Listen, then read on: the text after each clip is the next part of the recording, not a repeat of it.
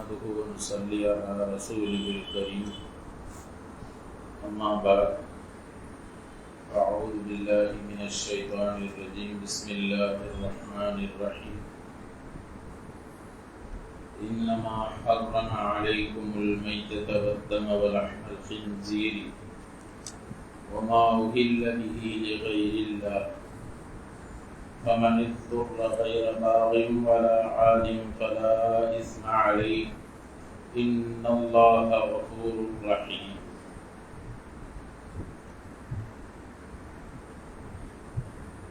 அல்லாஹ் ஜல்ல ஷானஹு தஆலா உங்கள் மீது மையித் செத்த பிராணிகளையும் இரத்தத்தையும் பன்றியினுடைய இறைச்சியையும் இன்னும் அல்லாஹ் அல்லாதவைகளுடைய பெயர் சொல்லி எது அறுக்கப்பட்டதோ அவைகளையும் ஹராமாக்கி இருக்கிறான். யார் ஒருவர் நிர்பந்திக்கப்பட்டாரோ, வரம்பு மீறாமல் அல்லாஹ்வுக்கு மாறு செய்யாமல் நிர்பந்தமாக்கப்பட்டு இவைகளை சாப்பிட்டு விடுவாரோ அவர் மீது குற்றம் இல்லை. நிச்சயமாக அல்லாஹ் மன்னிப்பவனும் இரக்கமுள்ளவனுமாக இருக்கிறான் என்று அல்லாஹ் இந்த வசனத்திலே கூறுகிறான். இதில் சென்ற வாரம் நாம் மையித் செத்த பிராணிகளை பற்றியும் இரத்தத்தை பற்றியும் ஓரளவு தெரிந்து கொண்டோம். மூன்றாவதாக பன்றியினுடைய இறைச்சியை அல்லாஹ் சொல்லுகிறார். பன்றியினுடைய இறைச்சி உங்கள் மீது ஹராமாக்கப்பட்டிருக்கிறது. பன்றியினுடைய இறைச்சி அல்லாஹ் இதில் சொல்லும் பொழுது பன்றியினுடைய இறைச்சி என்று குறிப்பிடுகிறான். அப்ப இறைச்சி என்று லஹம் அப்படிங்கிற ஒரு வார்த்தை, அந்த நிபந்தனைகிட்ட வச்சு சில பேர் என்ன சொன்னாங்க அப்படின்னு சொன்னா அல்லாஹ் இறைச்சியை தானே சொல்றாங்க. குறிப்பா தெளிவா சொல்றதா நம்ம சமுதாயத்தில் மிகப்பெரிய ஒரு குழப்பத்தை ஏற்படுத்திய PJ என்று சொல்லப்படக்கூடிய ஒருவர் கூட ஆரம்பத்தில் என்ன செஞ்சாரு, பன்றியினுடைய இறைச்சியை தான் எல்லாம் ஹராம்னு சொல்லியிருக்கிறான், அதனால அதில் எலும்புலாம் சூப்பு போட்டு சாப்பிடலான்னு ஆரம்பத்தில் சொன்னார். அதுக்கு எலும்புலாம் பயன்படுத்திக்கலாம். அதுக்கு பிறகு அந்த விஷயத்தை அவர் வாபஸ் வாங்கிட்டதாக கேள்விப்பட்டோம். ஆக இறைச்சி என்று அல்லாஹ் இங்கே குறிப்பிட்டிருக்கிறான். இறைச்சி என்று குறிப்பிட்டிருந்தாலும் கூட அதை கொண்டு கருத்து என்ன அப்படின்னு சொன்னா பன்றியினுடைய அனைத்து உறுப்புகளுமே ஹராம் தான்.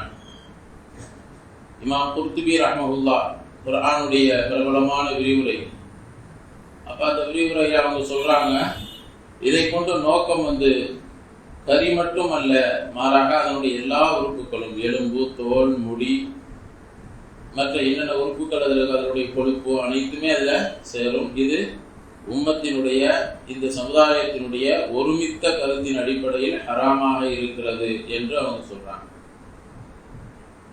அப்ப அல்லாஹ் ஜல்ல ஷானஹு தஆலா இங்க இறைச்சி என்று அதிகப்படுத்தி அதன் மூலமாக என்னத்தை சுட்டி காட்டுறான்னு சொன்னா, மற்ற பிராணிகள்ல எப்படி இறைச்சி ஹராமாக இருந்தாலும், அது சாப்பிடுவது ஹராமாக இருந்தாலும், அறுக்கப்பட்டு விட்டால் அதனுடைய பிற உறுப்புகள், அதாவது தோல், எலும்பு போன்றவை சுத்தம் என்று சொல்லப்பட்டிருக்கு. அது அறுக்கப்பட்டா சுத்தம். ஆனா சாப்பிடுவது ஹராம் தான் அப்படின்னு இருந்தாலும் கூட மற்ற பிராணிகள்ல எது சாப்பிடக்கூடாத பிராணிகளாக இருக்கிறதோ அவைகள் அறுக்கப்பட்டுட்டா அதனுடைய தோல், எலும்பு இவைகள்லாம் சுத்தத்தில் கட்டுப்படும் அப்படின்னு இருக்குது. ஆனா பன்றிக்கு அப்படி அல்ல, அது முழுக்க முழுக்க ஹராம் தான். அதனுடைய அனைத்து உறுப்புகளும் அது அறுக்கப்பட்டாலும் ஹராம் தான், அது அசுத்தம் தான் என்பதை அல்லாஹ் சுட்டிக்காட்டி இருக்கிறான். பன்றியினுடைய அனைத்து பொருள்களும் அதை கழுவுறதுனாலேயோ அதை பதனிடுறதுனாலேயோ எந்த உறுப்பும் அது சுத்தமாகாது. மற்ற பிராணிகள் அப்படி அல்ல. சில பிராணிகள் இப்போ ஹராமாக சாப்பிடுவது கூடாது என்று இருந்தாலும் அந்த பிராணிகளுடைய தோலை பதப்படுத்தி சுத்தப்படுத்திட்டா அது சுத்தமாகிடும், அதை பயன்படுத்தி கொள்ளலாம். ஆனால் பன்றியினுடைய எந்த உறுப்பும் பயன்படுத்துவதற்கு தகுதி இல்லாதது. அது எவ்வளவுதான் கழுவினாலும் அது சுத்தமடையாது என்பது மார்க்க சட்ட வல்லுநர்கள், குர்ஆனுடைய விரிவுரையாளர்கள் அனைவருடைய ஒருமித்த கருத்தாக இருக்கிறது. எப்படி ஒரு நஜீஸ், ஒரு மலம் இருக்கிறது, அது நஜீஸ் என்று சொல்லுவோம், அதே மாதிரி தான் பன்றியினுடைய அனைத்து உறுப்புகளும் அது இவ்வளவு சுத்தப்படுத்தினாலும் சுத்தமாகாது, அது நஜீஸ், முழுக்க முழுக்க நஜீஸானது என்பதாக சொல்லப்பட்டிருக்கிறது. அப்ப ஒரு ஹதீஸ்ல வந்திருக்கிறது, ஜாபிர் இப்னு அப்துல்லா ரலியல்லாஹு அன்ஹு அவங்க சொல்றாங்க, அத்தா இப்னு அபி ரபாஹ் அவங்க ஜாபிர் இப்னு அப்துல்லா ரலியல்லாஹு அன்ஹு அவர்களிடத்திலிருந்து செவியுற்றதாக சொல்றாங்க, ரசூலுல்லாஹி ஸல்லல்லாஹு அலைஹி வஸல்லம் அவர்கள் மதுவை விற்பதை ஹராமாக்கினார்கள். அதே போல செத்த பிராணிகளையும் பன்றியையும் சிலைகளையும் விற்பதை ஹராமாக ஆக்கினார்கள். அப்ப ஸல்லல்லாஹு அலைஹி வஸல்லம் அவர்களிடத்துல கேட்கப்பட்டுச்சு, அல்லாஹ்வின் தூதர் அவர்களே, அரஐத ஷுஹூமல் மைத்ததி ஃபஇன்னஹு யுத்தஹனு பிஹி ஸுஃபுன், செத்து போன பிராணிகளுடைய கொழுப்புகள் இருக்கிறதே அவைகளை பயன்படுத்தலாமா என்று கேட்கப்பட்டுச்சு. அப்போ ஸல்லல்லாஹு அலைஹி, அது கப்பல்கள்ல பூசுவதற்காக பயன்படுத்தப்படுகிறது. அதே போல தோள்களை பளபளப்பாக்குவதற்காக பயன்படுத்தப்படுகிறது. அப்ப ஸல்லல்லாஹு அலைஹி வஸல்லம் சொன்னாங்க லா ஹிய ஹராமுன், அது ஹராம் தான். அல்லாஹ் ஜல்ல ஷானஹு தஆலா யூதர்களுக்கு இவைகளை ஹராமாக்கினான். ஆனால் அவர்கள் யகூதிகள் அதை ஹலாலாக்கி கொண்டார்கள், அதை விற்க ஆரம்பித்தார்கள், அதனுடைய கிரயத்தை சாப்பிட்டார்கள். எனவே அல்லாஹ் அவர்களை நாசமாக்குவானாக என்று நபி அவர்கள் சொன்னார். அப்ப அந்த பொருள் எப்போ ஹராமாயிருச்சோ அப்ப அதை விற்பதும் அதை அதனுடைய கிரயத்தை சாப்பிடுவதும் ஹராம் அப்படின்னு சொன்னாங்க. மேலும் இன்னொரு ஹதீஸை சொன்னாங்க, லஅனல்லாஹுல் யஹூத ஸலாஸன் இன்னல்லாஹ் ஹர்ரம அலைஹிமுஷ் ஷுஹூம், அல்லாஹ் தஆலா அவர்கள் மீது அந்த கொழுப்புகளை, செத்து போனவைகளுடைய கொழுப்புகளையும் ஹராமாக்கினான். ஃபவாஊஹா வஅகலு அஸ்மான, அவைகளுடைய கிரயங்கள், அதை வித்து கிரயங்களை சாப்பிட்டார்கள். வ இன்னல்லாஹ இதா ஹர்ரம அலா கௌமின் ஷைஅன் ஹர்ரம அலைஹிம் ஸமனஹு, அல்லாஹ் ஒரு சமுதாயத்தின் மீது ஒரு பொருளை சாப்பிடுவதை ஹராமாக்கி விட்டால் அதை விற்பதையும் அல்லாஹ் ஹராமாக்கி விடுவான், அதனுடைய கிரயத்தையும் ஹராமாக்கி விடுவான் என்று நபி ஸல்லல்லாஹு அலைஹி வஸல்லம் அவங்க சொன்னாங்க. அப்ப எந்த பொருளா சாப்பிடுறது ஹராமோ அதை விற்பதும் ஹராமாக இருக்கிறது என்று நபி ஸல்லல்லாஹு அலைஹி வஸல்லம் அவங்க சொன்னாங்க. அந்த அடிப்படையில பன்றியினுடைய எந்த பொருளாக இருந்தாலும், எந்த இறை உறுப்புகளாக இருந்தாலும் அது சாப்பிடுவது எப்படி ஹராமோ அதே போல அதை விற்பதும் ஹராமாக இருக்கிறது என்று நபி ஸல்லல்லாஹு அலைஹி வஸல்லம் அவர்கள் தெளிவாக சொல்லி இருக்கிறார். பன்றியுடைய இறைச்சி விற்கலாமா, விற்பது கூடாது என்று சில இடங்கள்ல இஸ்லாமிய நாடுகள்ல கூட விற்கப்படுவதாக செய்தியில் வருது. ஆனா அது என்னன்னு சொன்னா, அவங்க விற்கிறாங்க அப்படிங்கிறத வச்சு நாம ஹலால்னு பத்வா கொடுத்துட முடியாது. அவங்க ஒரு ஹராம செய்யறாங்கன்னு தான் சொல்லுவாங்க ஒழிய அது ஹலால் ஆயிடுச்சு அப்படின்னு என்ன செய்ய முடியாது, விற்கிறது கூடும். ஏன்னா மற்ற மதத்துக்காரங்க தான் சாப்பிட்றாங்க, நம்மால் சாப்பிட்றது இல்லை. அப்ப அடுத்தவங்க சாப்பிடுவதாக இருந்தாலுமே முழுக்க முழுக்க அடுத்த மதத்தினர் தான் சாப்பிட்றாங்க, நாம யாருமே நம்ம கொடுக்கல, விற்கிற வாங்கறது இல்லை அப்படின்னு இருந்தாலும் அதை விற்பது, அதனுடைய கிரயத்தை சாப்பிடுவது, புசிப்பது ஹராம் தான். அது யாருக்கு விற்றாலும் சரி. அப்ப அதனால அது ஹராம் என்பதை நபி ஸல்லல்லாஹு அலைஹி வஸல்லம் அவர்கள் தெளிவாக சொல்லி இருக்கிறாங்க. அதனால நம்ம இந்த ஹதீஸை அடிப்படையா வச்சு எந்தெந்த பொருட்கள் சாப்பிடுவதற்கு ஹராமாக இருக்கிறதோ அதை விற்பதும் அதனுடைய கிரயத்தை சாப்பிடுவதும் ஹராம் தான் என்று தெளிவாக சொல்லப்பட்டிருக்கிறது. ஆக பன்றியினுடைய அனைத்து பொருள்களும் ஹராமாக இருக்கிறது.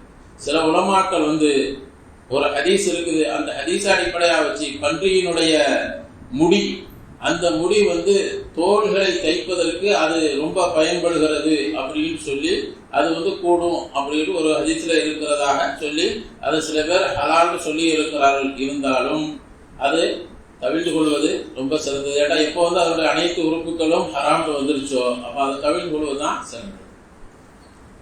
பிறகு நான்காவதாக நபி ஸல்லல்லாஹு அல்லாஹு தஆலா சொல்றான், அல்லாஹ் அல்லாதவைகளுக்காக எதை அறுக்கப்பட்டதோ அது எல்லாம் ஹராமாகும், அதை சாப்பிடுவதை அல்லாஹ் ஹராமாக்கி வைத்திருக்கிறான். இப்ப இந்த நான்காவது விஷயத்துல 3 விதமான முறைகளை சொல்றாங்க மார்க்க அறிஞர்கள். அல்லாஹ் அல்லாதவைகளுக்காக அறுக்கப்படக்கூடியது, அல்லாஹ் அல்லாதவைகளின் பெயரில் அறுக்கப்படக்கூடியதுங்கிறதுல 3 விதமான வழிமுறைகளை சொல்றாங்க. ஒன்று இருக்கிறது, ஏதேனும் ஒரு பிராணியை அல்லாஹ் அல்லாதவைகளுடைய நெருக்கத்தை பெறுவதற்காக இதை அவங்க பேர்ல அறுத்தா நமக்கு அவங்களுடைய நெருக்கம் கிடைக்கும் என்ற பேர்ல அவங்க பேரிலே அறுக்கிறது, அவங்க பேரை சொல்லியே அறுப்பது. இப்ப எப்படி மாற்று மதத்தவர்கள் அவர்களுடைய சிலைகளுடைய பெயரை சொல்லி அறுக்கிறாங்க, அதே மாதிரி முஸ்லிம்களாக இருக்கக்கூடியவர்கள் ஏதேனும் ஒரு இறைநேசருடைய பெயரை சொல்லி அறுத்தாலும் அது என்னவாயிரும், ஹராம் ஆயிரும். அந்த பிராணி செத்த பிராணி தான், அதை சாப்பிடுவது ஹராம். அது செத்த பிராணிக்கு சமமானது தான். அப்ப அது ஹராம். இது தெளிவாக எல்லா இமாம்கள் எல்லா உலமாக்களுடைய ஒருமித்த கருத்தாக இருக்குது. இதில் எந்த கருத்து வேறுபாடும் கிடையாது. ஒரு பிராணியை மற்றவர்களுக்காக அல்லாதவர்களுக்காக நினைத்து நியத் செய்து அவர்களுடைய பெயரை சொல்லியே அறுத்து விட்டால் அது ஹராம் என்பதில் எந்த கருத்து வேறுபாடும் கிடையாது. முஸ்லிம்களுடைய மார்க்க அறிஞர்கள் அனைவர்களுடைய ஒருமித்த கருத்து அதுதான். அதே மாதிரி இரண்டாவது ஒரு முறை இருக்கிறது. யாரா அல்லாதவர்களுடைய நெருக்கத்தை பெறுவதற்காக அவர்கள் பேர்ல நேர்ச்சி செஞ்சு விட்டுட்டாங்கன்னா, அறுக்கும் பொழுது அல்லாஹ்வுடைய பேரை சொல்லித்தான் அறுத்தாங்க. ஆனா நேர்ச்சை செஞ்சது அது யாருடைய நெருக்கத்திற்காக, இதை இவங்க பேர்ல அர்த்தம் சொன்னா இவங்களுக்காக அர்த்தா அவங்களுடைய நெருக்கம் நமக்கு கிடைக்கும், அவங்களுடைய பொருத்தம் கிடைக்கும் அப்படின்னு சொல்லி அவங்களுக்காக வேண்டி அறுக்கப்படுவது. ஆனா பேர் அல்லாஹ்வுடைய பேரை சொல்லித்தான் அறுத்தாங்க. அப்படி அறுத்தாலும் அதுவும் ஃபுகஹாக்கள் மார்க்க சட்ட நிபுணர்களுடைய ஒருமித்த கருத்தின்படி சாப்பிடுவது ஹராமானதுதான் அப்படின்னு சொல்லிட்டாங்க. அல்லாஹ்வுடைய பேரை சொல்லித்தான் அறுக்கிறார். ஆனால் அது நேர்ச்சி செஞ்சது யாருக்காக வேண்டி செஞ்சாங்க? அல்லாதவர்களுடைய பேர்ல நேர்ச்சி செஞ்சு விட்டாங்க. அவருடைய நெருக்கத்தை பெறணும் அப்படிங்கிற முழுக்க அந்த பொருத்தத்திற்காக வேண்டி, அவருடைய பொருத்தத்திற்காக அவருடைய நெருக்கம் பெற வேண்டும் என்பதற்காக வேண்டி அறுத்தாங்க. அப்ப அதுவும் ஹராம் தான், சாப்பிடக்கூடாது என்பதாக சொல்லிட்டாங்க. அதுல இன்னொரு சட்டம் மார்க்க அறிஞர்கள் சொல்லித் தருகிறார்கள். மற்றவர்களுடைய இப்ப முஸ்லிம்கள் இருக்கிறோம், ஒரு நல்லடியார்கள் இறைநேசர்களுடைய அவர்களுக்கு நன்மையை சேர்க்க வேண்டும் என்ற எண்ணத்தில் ஒரு பிராணியை அறுத்து அந்த பிராணி விருந்து கொடுக்கிறார் அப்படின்னு சொன்னா அது சாப்பிடலாம்.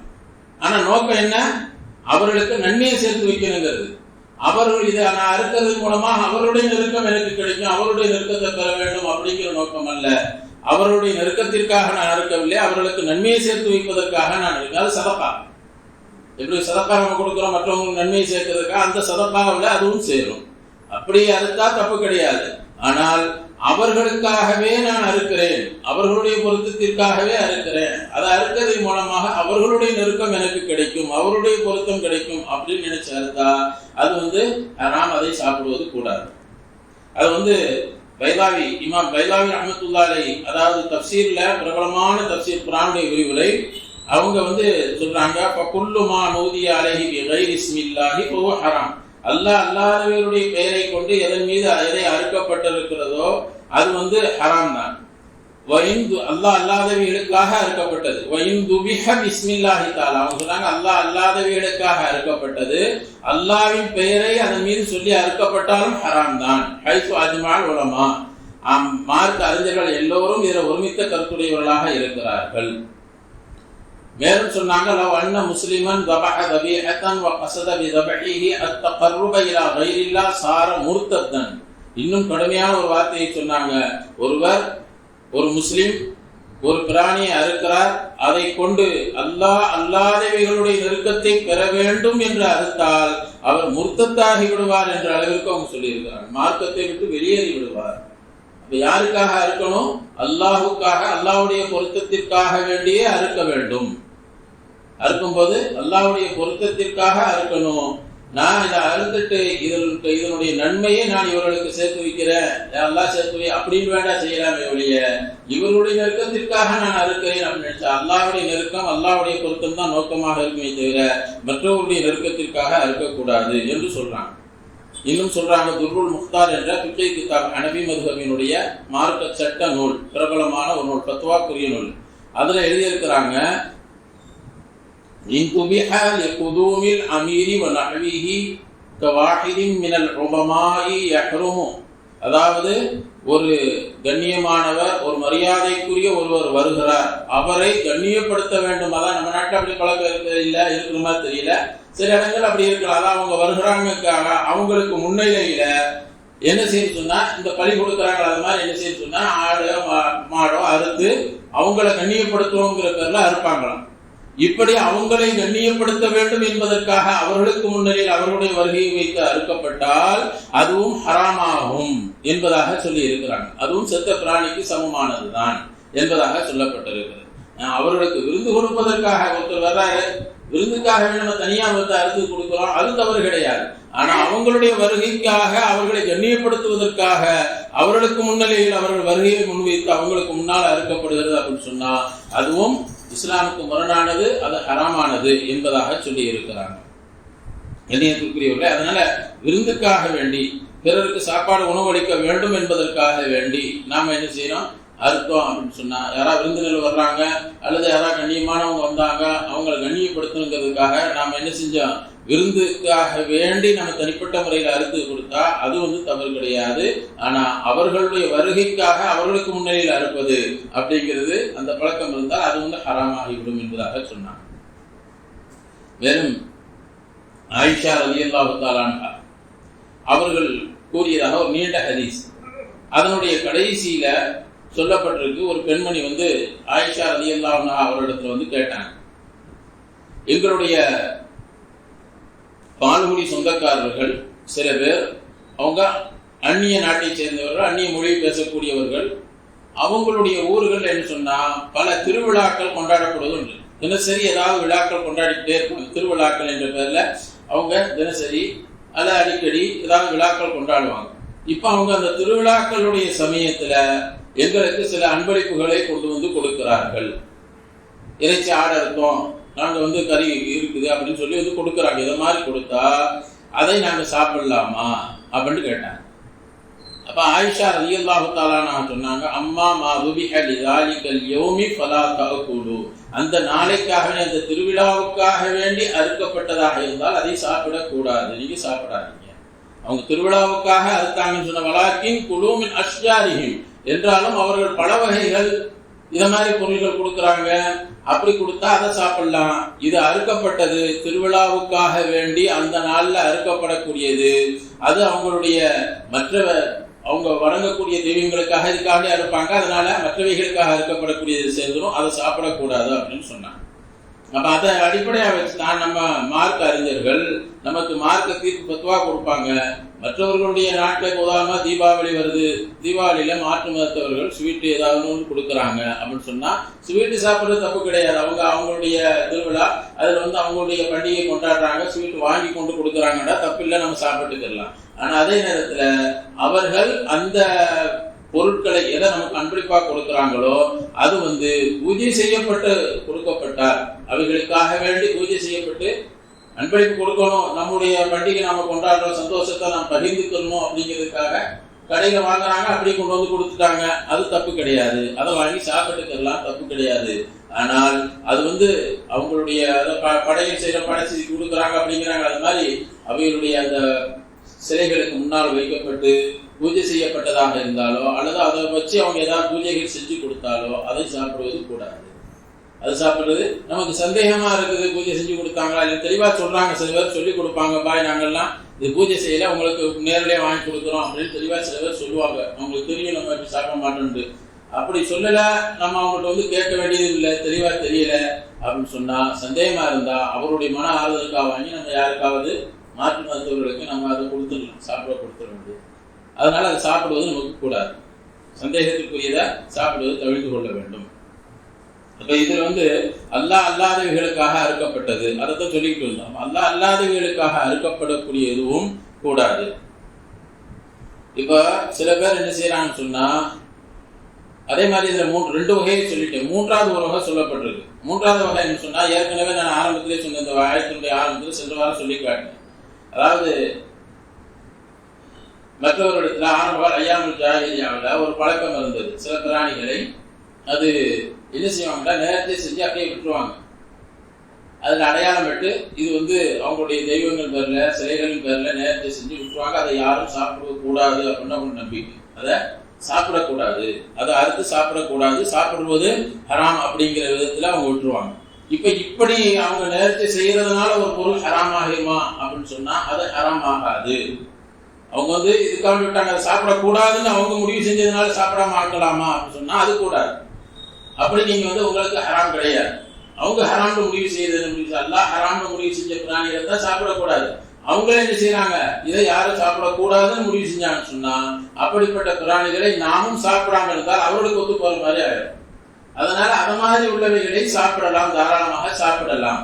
ஆனால் அதே நேரத்தில் அதனால அவங்க அப்படி நியத் செஞ்சதுனால அது ஹராமாகி விடாது, சாப்பிடுவது ஹராமாகி விடாது. அதே நேரத்தில் அந்த பிராணி இப்ப அவங்களுக்கு சொந்தமான பிராணி. ஒருத்தர் அதை அவங்களுடைய ஏதாவது ஒரு சிலைகளின் பேர்ல விட்டுட்டார், அது யாரும் சாப்பிடக்கூடாது, அது ஹராம், மற்றவர்களுக்கு அது ஹராம்னு விட்டுட்டார்.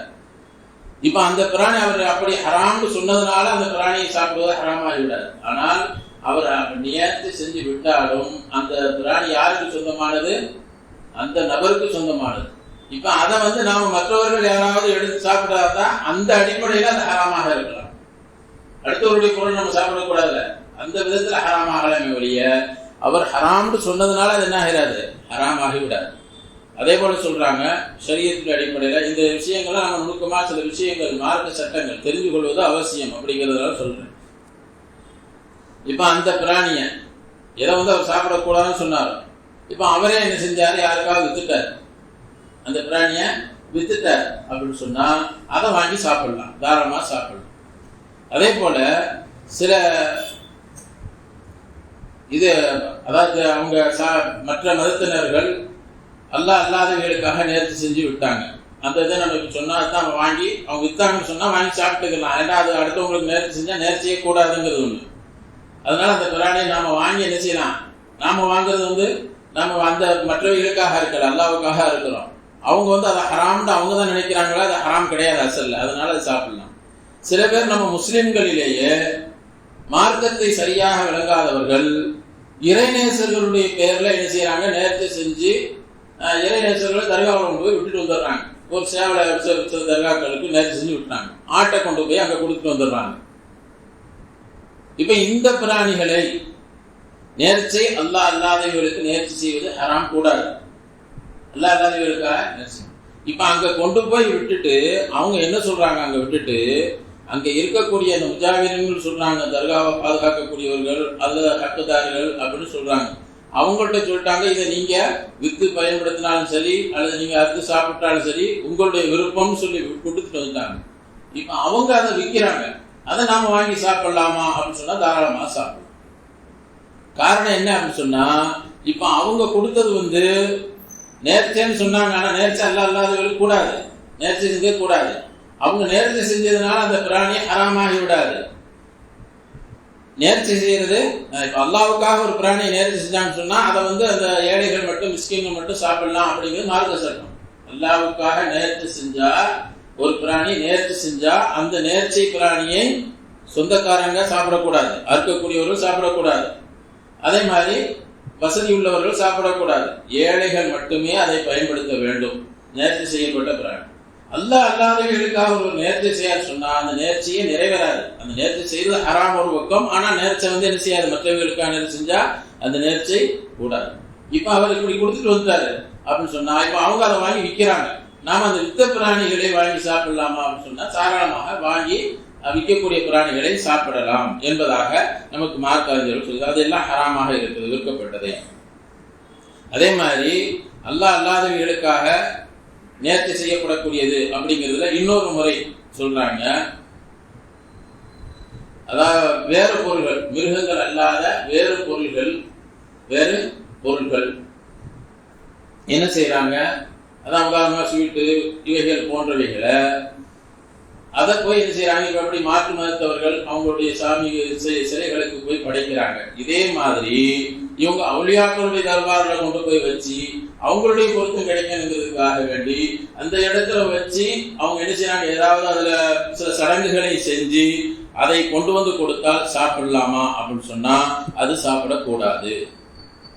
எப்படி மற்ற மதத்தவர்கள் சிலைகளுக்கு முன்னால் வச்சு அதை பூஜை செஞ்சு கொண்டு கொடுத்தா கூடாதுன்னு சொல்றோமோ, இதே மாதிரி அல்லாத யாருக்கு முன்னால் வச்சு அது செஞ்சாலும் அது அந்த சட்டத்துல தான் சேரும். அல்லாதவர்களுக்காக அறுக்கப்படக்கூடிய பிராணியுடைய சட்டத்துல இதை சேர்க்கிறாங்க. அதனால அது கூடாது. போறாங்க, ஒருத்தர் தர்காவுக்கு போனாரு, அங்க ஸ்பெஷல் இதுங்க, நாகூருக்கு போனா அங்க ஸ்பெஷல் இது வாங்கிட்டு கொடுத்தாரு, அது சாப்பிடலாம். ஆனா உள்ள வச்சு அதை என்ன செய்யறாங்க, அந்த இடத்துல வச்சு அதுல பறக்கத்து இருக்குது அப்படின்னு நினைக்கிறாங்க. இது மூலமாக அவங்களுடைய நெருக்கம் நமக்கு கிடைக்கும் நினைக்கிறாங்க. அப்படி செஞ்சு கொண்டு வந்தால் அது என்ன செய்யக்கூடாது, சாப்பிடுவது அது எப்படி மற்றவங்க அந்த சிலைகளுக்கு முன்னால் பூஜை செஞ்சு கொண்டு வராங்களோ அதுக்கு சமமானதாக ஆகிவிடும்.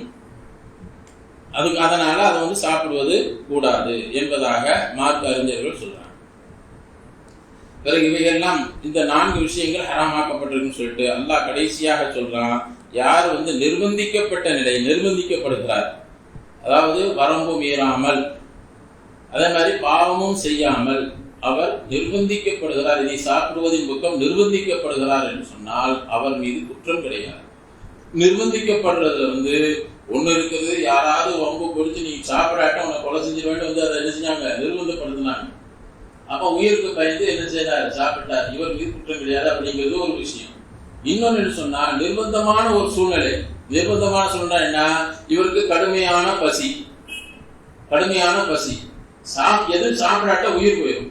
இப்ப எது சாப்பிடாட்டி உயிர் போயிடும். இப்படிப்பட்ட நேரத்தில் செத்த பிராணி தான் அவருக்கு அந்த கறி தான் கிடைச்சிச்சு, செத்த பிராணியினுடைய கறி தான் இருக்குது, வேற எதுவுமே இல்லை அப்படின்னு சொன்னா அந்த நிர்பந்தமான சூழ்நிலையில் அதை சாப்பிட்டு தன்னுடைய உயிரை பாதுகாத்துக் கொள்ளலாம். அது அவர் மீது குற்றம் கிடையாது.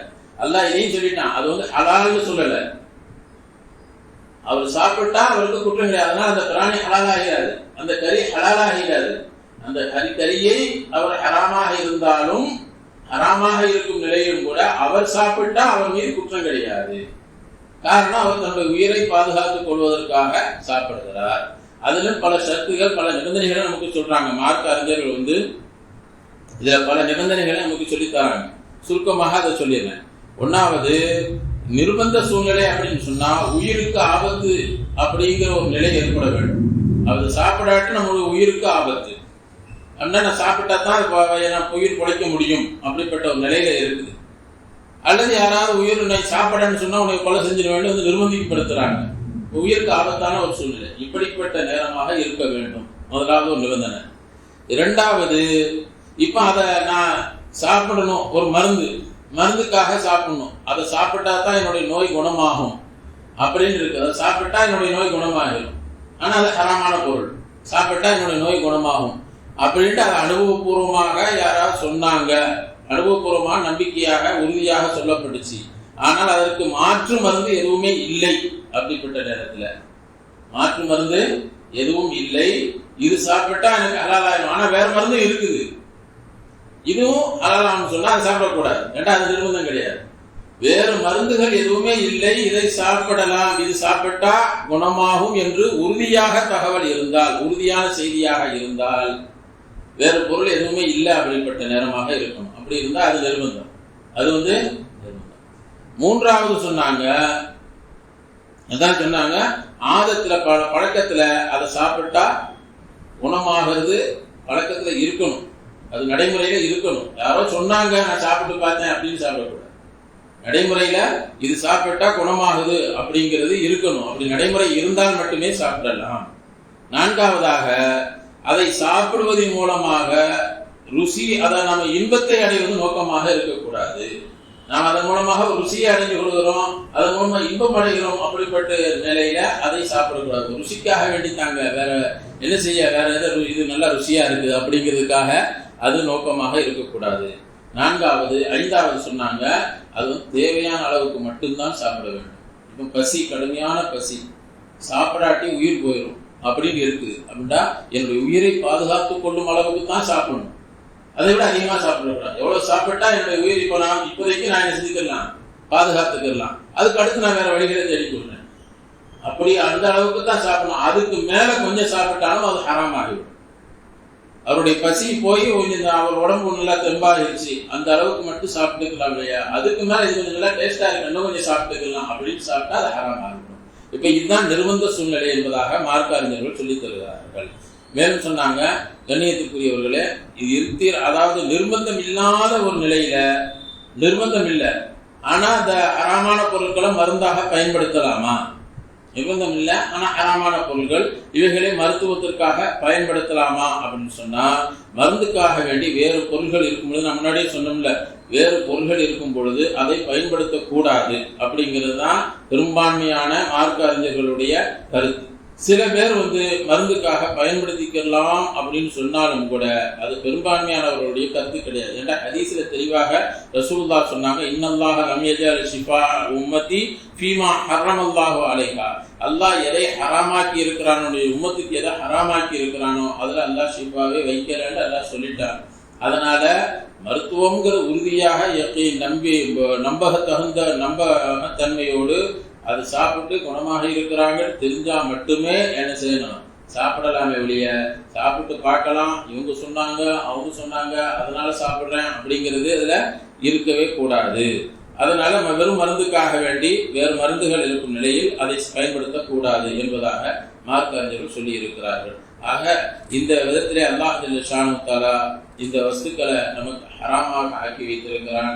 செத்த பிராணிகள் ரத்தத்தை பற்றி தெளிவாக சென்ற வாரம் சொன்ன, அதே மாதிரி பன்றியினுடைய இறைச்சி, பன்றியினுடைய பொருட்கள், பன்றி உடலில் உள்ள எந்த பொருளாக இருந்தாலும் அது ஹராம். அதே போல அல்லாஹ் அல்லாதவைகளுக்காக அறுக்கப்படக்கூடியவைகள், அதுல நம்ம அல்லாஹ் அல்லாதவைகளுக்காக எப்போ வந்துருச்சோ அது நமக்கு சந்தேகமா இருந்தா அப்படிப்பட்ட விஷயத்துக்களை தவிர்த்து கொள்ளணும். இது கூடுமா கூடாதான்னு நம்ம ரொம்ப போய் ஆராய்ச்சி வேண்டியது. தவிர்த்து கொண்டுட்டா நம்ம பாதுகாக்கப்படுவோம். இல்லைன்னு சொன்னா நம்ம உள்ளத்துல உறுத்திக்கிட்டே இருக்கும். நாளைக்கு ஒரு வேலை அல்லாஹ் பிடிச்சிட்டா என்ன செய்ய முடியும்? அதனால அது மாதிரி விஷயங்களை தவிர்த்து கொள்ளணும். அல்லாஹ் அல்லாதவர்களுக்காக செய்யப்பட்டது, அங்க கொண்டு போய் அறுத்துட்டு வந்தாங்க, இந்த இடத்துல போய் அறுத்துட்டு வந்தாங்க, இந்த மாதிரி உள்ள விஷயங்களை தவிர்த்து கொண்டுட்டா நம்ம அதை விட்டு பாதுகாக்கப்படலாம். அல்லாஹ் ஜல்ல ஷானஹு தஆலா எதை தெளிவாக ஹலால் என்று சொல்லி இருக்கிறானோ அப்படிப்பட்ட ஹலாலானவைகளையே பயன்படுத்தி ஹராமை விட்டும் நம்மை நாம் தற்காத்துக் கொள்ளக்கூடிய பாக்கியத்தை அல்லாஹ் நமக்கு தந்தருவானாக. வாஹிர் தஅவானா அல்ஹம்துலில்லாஹி ரப்பில் ஆலமீன். சுப்ஹானல்லாஹ்.